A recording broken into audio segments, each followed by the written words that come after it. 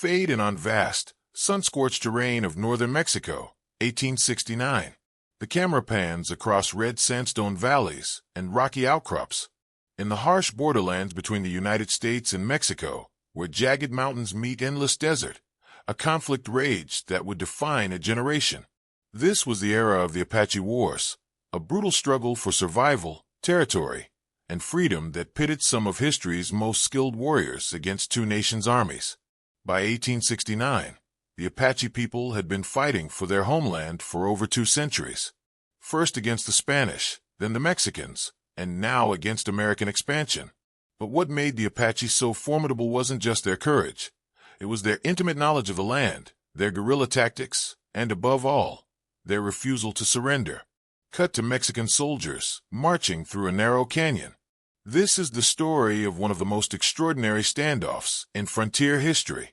A day when 800 Mexican soldiers, heavily armed and confident in their numbers, faced a force of approximately 200 Apache warriors in a place that would become legend, Red Valley. To understand what happened at Red Valley, we must first understand the world these warriors inhabited. Historical images and recreations of Apache life. The Apache weren't a single tribe, but rather a confederation of related bands, the Chiricahua, Mescalero, guerrilla, Lipan, and others. Each band operated independently, led by respected warriors and chiefs who had proven themselves in battle.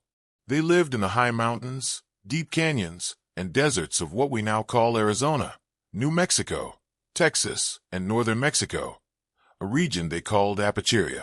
Images of Mexican presidios and soldiers. For Mexico, the Apache represented an existential threat to northern settlements. Between 1832 and 1849 alone, the state of Chihuahua recorded over 1,700 encounters with Apache and Comanche raiders. Nearly 1,400 Mexican civilians were killed in just 9 of those years. The Mexican government responded with increasingly desperate measures. In 1835, the state of Sonora placed a bounty on Apache scalps, 100 pesos for each male warrior over 14 years old. Chihuahua followed suit, eventually offering 250 pesos for adult male prisoners and 150 pesos for women and children. These bounty laws transformed the conflict into something even more brutal. Hunters like James Kirker assembled mercenary armies that killed friendly Apache and hostile warriors alike, deepening the cycle of violence and revenge. Dramatic recreation of Apache raids. The Apache, for their part, saw these incursions into their territory as invasions. Their traditional raiding culture, which had existed for centuries as a means of acquiring livestock, food, and supplies, intensified. Where once they raided in small parties with specific objectives, they now sometimes assembled larger forces. Warriors who might typically have operated in groups of 20 or 30 occasionally, united into forces of 1 or 200. By 1869, several legendary Apache leaders had already emerged. Mangas Coloradas, the towering Chiricahua chief, had been murdered by American soldiers in 1863, lured to a peace conference, then shot while allegedly trying to escape. His death created martyrs and hardened Apache resistance. Images of Cochise, Victorio, and other Apache leaders. Cochise, another great Chiricahua leader, was waging a relentless guerrilla campaign after the Bascom Affair of 1861, when American officers hanged several of his family members over false accusations. Victorio, the brilliant Warm Springs Apache chief, was perfecting the hit-and-run tactics that would make him nearly impossible to catch for another decade. These weren't primitive warriors fighting with crude weapons. Many Apache fighters carried modern Springfield rifles, often acquired through raids or trade. They were expert marksmen who could hit targets at distances that amazed their enemies. More importantly, they understood terrain warfare in ways that conventional armies did not. Recreations of Apache warriors moving through mountain terrain. An Apache warrior could travel 50 miles in a day on foot through mountain terrain that would exhaust cavalry horses. They could live off the land for weeks, requiring no supply trains or wagon convoys. They could disappear into landscapes that seemed to offer no concealment, appearing miles away before their pursuers even realized they were gone. In the spring of 1869, Mexican military authorities in Chihuahua organized an ambitious punitive expedition. Apache raids had devastated several settlements in the region, and public pressure demanded action. Recreations of the Mexican military column preparing to march. The force was substantial, approximately 800 men, a mixture of regular army soldiers and local militia. They were equipped with modern rifles, artillery pieces, and substantial ammunition. The column stretched for nearly a mile as it moved through the rugged terrain, with supply wagons, horses, and camp followers forming a long, vulnerable tail. The commanding officer, whose name varies in different accounts of the legend, was confident. He had numerical superiority, modern weapons, and the backing of the Mexican government. Intelligence suggested that a large Apache encampment, including warriors responsible for recent raids, had gathered in the region known as Valle Rojo, or Red Valley. Camera pans across desert landscape. The valley got its name from the iron-rich sandstone that gave the cliffs a blood-red hue, especially at sunset. It was a maze of canyons and arroyos, with countless places for ambush. Local guides warned the commander about entering such terrain, but the promise of dealing a decisive blow to the Apache was too tempting. Historical expert voiceover Mexican military expeditions against the Apache faced immense challenges. The Apache had spent generations learning every canyon, every water source, every escape route in this region. A conventional army, no matter how large, was at a fundamental disadvantage. What the Mexican commander didn't know was that Apache scouts had been tracking his column for days. The warriors who gathered at Red Valley weren't there by accident. They had chosen this ground deliberately. Recreations of Apache warriors observing from clifftops. Approximately 200 Apache warriors, drawn from several bands, had assembled under the leadership of battle-tested war chiefs. These weren't all the Apache warriors in the region. Many others were protecting their families or engaged in other operations. But 200 skilled fighters, well-armed and intimately familiar with the terrain, could be extraordinarily effective. The Apache strategy was brilliant in its simplicity. Rather than face the Mexican column in open battle, where numbers and artillery would give the advantage to the larger force, they would use the valley itself as a weapon. Dramatic recreations of the Apache positioning. Warriors positioned themselves on the cliffs overlooking the only practical route, through the valley. Others blocked potential escape routes. Small groups were stationed at each source of water. The Mexican column would have to march through a natural killing ground, with Apache rifles trained on them from elevated positions. But the Apache plan went beyond simple ambush. They wanted something more than a military victory. They wanted to avoid a prolonged battle that would cost Apache lives. The goal was psychological dominance. On what would have? Dramatic recreation of the column entering the canyon. At first, everything seemed normal. The red cliffs towered above them, and the desert sun beat down mercilessly. The soldiers' boots kicked up dust that hung in the still air. Then, the first shots rang out. They weren't aimed to kill, at least not yet. Bullets ricocheted off rocks near the lead elements of the column. The message was clear: you are in our sights. The column halted in confusion. The commander ordered his men to take defensive positions. But defensive positions against what? The Apache warriors were invisible, hidden among the red rocks and crevices that honeycombed the cliffs. Tense standoff recreation. Then came the demonstration of Apache marksmanship. A series of shots struck specific targets: water barrels on wagons, the officer's tent that had been hastily erected, even the commander's hat, as he surveyed the situation. Each shot was precise, intentional. The message: we can hit whatever we choose. Narrator: the Mexican soldiers found themselves in a nightmare scenario. They were in a box canyon with limited water, under constant observation by an unseen enemy who could pick them off at will. The artillery pieces were useless. They couldn't elevate high enough to hit the cliffs above, and even if they could, there was no visible target. Hours passed. The sun climbed higher, and the temperature in the canyon soared. Men began to realize they couldn't advance, couldn't effectively fight back, and couldn't retreat without exposing themselves to withering fire from above. Recreation of Apache warrior gesturing from clifftop. Then, an Apache warrior appeared on a prominent outcrop. He wasn't hiding. He stood openly, weapon at his side. Through an interpreter or gestures, the message was delivered: You are surrounded. Your supplies are limited. We know where every water source is. You can choose to die here, or you can leave your weapons and go. What happened next became the subject of fierce debate and various accounts. The basic outline, according to the legend, was that the Mexican commander faced an impossible choice. Recreations of soldiers debating. Some of his officers wanted to fight their way out. But fight toward what?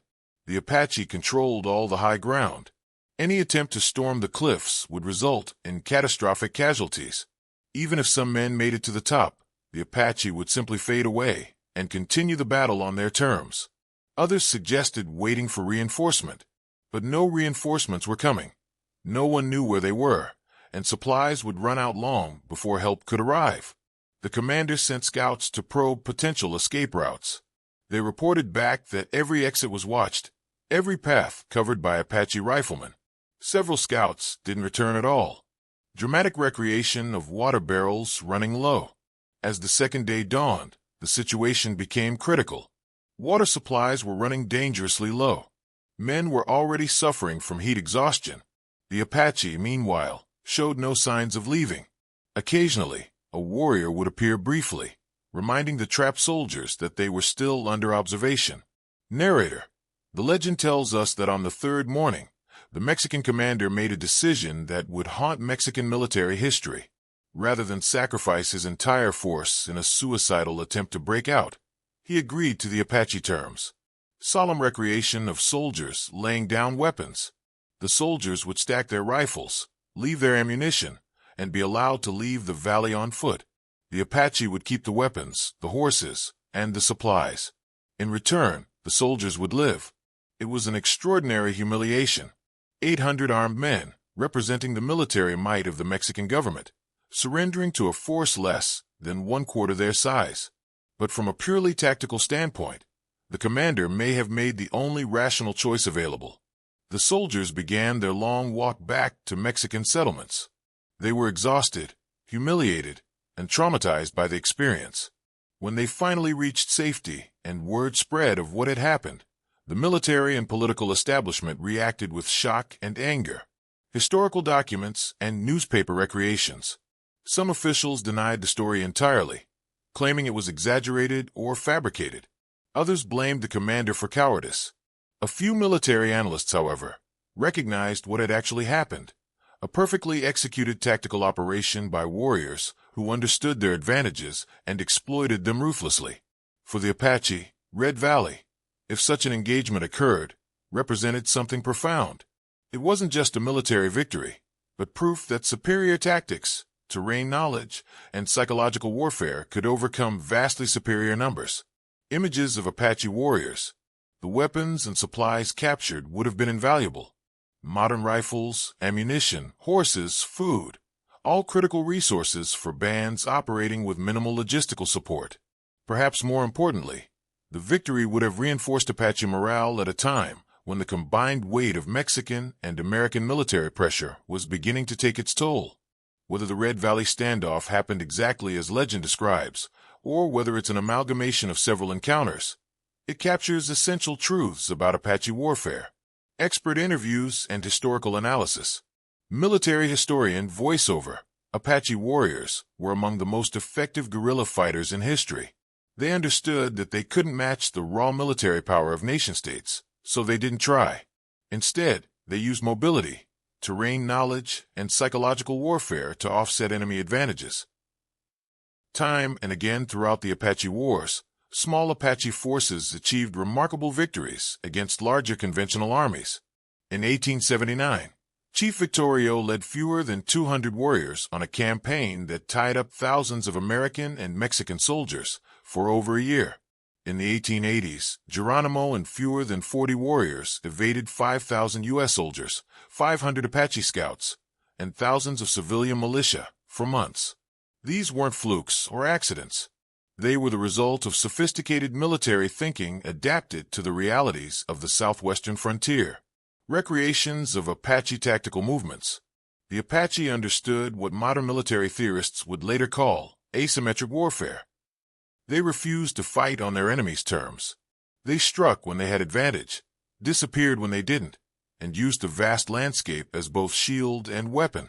They also understood psychology, the uncertainty of where the next attack would come from, the knowledge that an Apache warrior might be watching from any cliff or canyon, created a constant stress on enemy forces. Conventional armies spent enormous resources simply trying to find their opponents. But we must remember that behind these tactical discussions and legendary stories were real people fighting for survival on all sides. Images depicting the human cost of conflict. For Mexican settlers, Apache raids meant constant fear. Families lived behind fortified walls. Travel between towns required armed escorts. Children grew up knowing they might be killed or captured in any raid. The economic development of northern Mexico was stunted for generations by the constant warfare. For the Apache, the stakes were even higher. They were fighting for their very existence as a people. Every battle risk. And not just warriors, but the possibility that families would be captured or killed in retaliation. The destruction of their traditional way of life was accelerating with each passing year. Emotional recreations of Apache families. The warriors who might have fought at Red Valley were protecting wives, children, and elderly parents who depended on them. When they risked their lives in combat, they did so knowing that defeat could mean the annihilation of their families. The weapons they captured weren't trophies. They were tools of survival. And for the Mexican soldiers who walked out of Red Valley, if the legend is true, they carried trauma that would last a lifetime. Many were conscripts or militia members, farmers and townspeople forced into military service. They had witnessed the limits of their government's power to protect them, and had confronted warriors whose skill and determination exceeded anything they had imagined. The Apache Wars would continue for nearly 2 more decades after 1869. The combined weight of two nations' militaries, the destruction of traditional Apache food sources, and the relentless pressure of an industrializing world finally forced the Apache onto reservations. Historical images of Geronimo's surrender reservations. When Geronimo surrendered in 1886, it marked the conventional end of the Apache Wars. But Apache resistance continued in various forms into the early 20th century. Small bands of warriors remained in the Sierra Madre of Mexico, refusing to surrender. The last documented Apache raid occurred in the 1920s or early 1930s, depending on which historian you ask. The story of Red Valley, whether historically precise or not, reminds us of several truths. First, that technological and numerical superiority don't guarantee victory when facing a determined, skilled opponent fighting on familiar ground. Modern imagery of the Southwest. Second, that asymmetric warfare, the tactics of the smaller, weaker force against a larger, more powerful enemy, has a long and often effective history. Many of the guerrilla warfare principles that military forces study today were practiced to perfection by Apache warriors in the 19th century. Third, that understanding terrain and using it effectively can multiply a force's combat power exponentially. The Apache didn't just fight in their homeland. They made the land itself a weapon. Images of modern Apache communities. But perhaps most importantly, the story reminds us of the resilience of the Apache people. Despite decades of warfare, forced relocations, and systematic attempts to destroy their culture, Apache communities survived. Today, Apache tribes maintain their identity, language, and traditions in Arizona, New Mexico, and Oklahoma. They honor their warrior ancestors while building new futures. Whether 800 soldiers actually surrendered to 200 Apache warriors at Red Valley in 1869 may never be definitively proven. The historical record of the Apache Wars is fragmented, with many events unrecorded or recorded only in oral traditions that have been passed down through generations. Sunset over desert landscape, similar to opening. But the legend itself is important. It represents a moment when superior tactics, courage, and intimate knowledge of terrain allowed a smaller force to dominate a larger one. It captures the essence of what made the Apache such formidable warriors and why it took the combined military might of two nations, decades, to finally force them onto reservations. The Red Cliffs of northern Mexico still stand today, silent witnesses to the countless battles, ambushes, and standoffs that occurred in their shadows. They remind us that history is written not just by the victors, but by those who refuse to accept defeat, who find ways to fight on their own terms, and who leave legends that inspire long after the last shot is fired. The story of Red Valley, like all great legends, is about more than a single day's battle. It's about courage on all sides, the terrible cost of conflict, and the enduring human spirit that refuses to surrender even against impossible odds. In that sense, the legend is true whether every detail is historically accurate or not. It speaks to something real about the Apache Wars, about the men who fought them, and about the high price that was paid by everyone involved in the struggle for the American Southwest. Final title card. In memory of all those who fought and died in the Apache Wars, 1849 to 1886. This script is based on the legend of the Red Valley standoff. While specific documentation of this particular engagement is limited, it reflects authentic tactics and dynamics of Apache warfare during this period. The Apache Wars saw numerous instances where smaller Apache forces successfully challenged much larger Mexican and American military units through superior knowledge of terrain, guerrilla tactics, and psychological warfare. Whether this specific incident occurred exactly as legend describes, or whether it represents an amalgamation of several similar events, it captures essential truths about one of the most remarkable chapters in frontier military history.